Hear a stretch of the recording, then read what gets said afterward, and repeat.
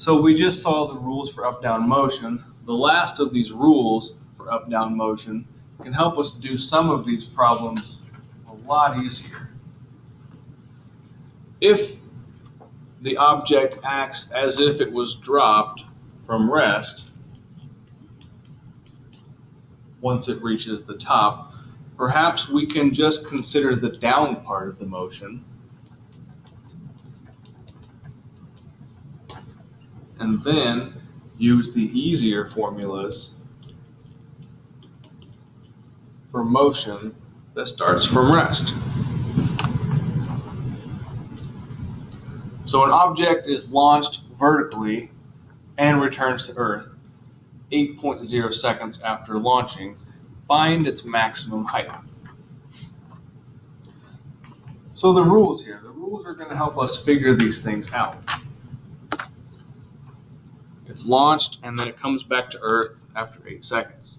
So here's the ground. The object is launched and it flies up. And it comes back down. If it was in flight for 8 seconds, that means it went up for 4 seconds and it came down for 4 seconds. Remember rule number 3, time up equals time down. At this point right here, we can treat this as a dropped object and use the simpler formula. Maximum height is distance. So from here, distance equals 1/2 AT squared. Makes this problem a little simpler. 1/2, gravity is -10, and the time that it's dropped from the peak is 4 seconds. Don't forget to square the time. And so its max height is 80 meters.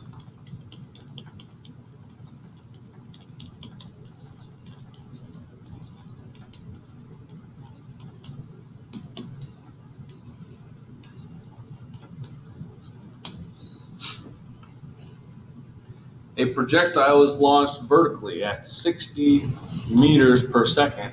Find its maximum height. So if you just look at this, you could probably figure out, based on our gravity being -10 meters per second squared, that it's going to go up for 6 seconds. We've got 60, 50, 40, 30, 20, 10, 0, -10, -20, -30, -40, -50, -60. Find its maximum height. Now there are 2 ways to do this. This one relates final velocity with distance. So if our final velocity, or the velocity at the top here, is 0,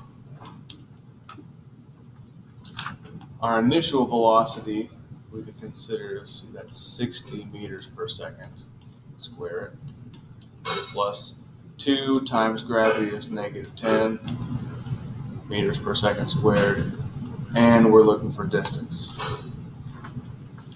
And so you've got 20 meters per second squared added to this side times d equals 60 squared, which is 3,600 meters squared, second squared. Divide everything by 20, and distance equals 180 meters. This is its max height. The other possibility, draw a line here, distance equals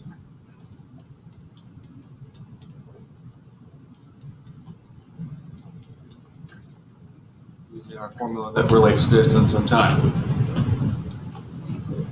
So we know that this is 6 seconds up and 6 seconds down. So we can use that for our time.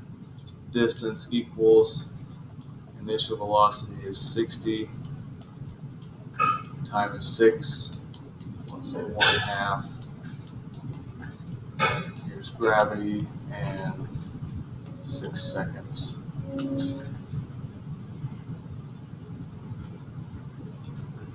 Square the time. Don't forget to square the time.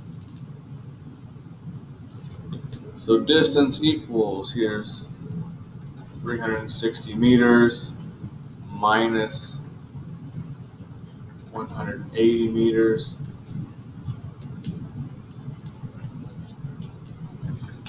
Either one of those two would work. The first formula, we did not have to do any mental math or figuring out anything. We just put in the numbers that we knew. Or we could use the distance formula if we do a little bit of mental math.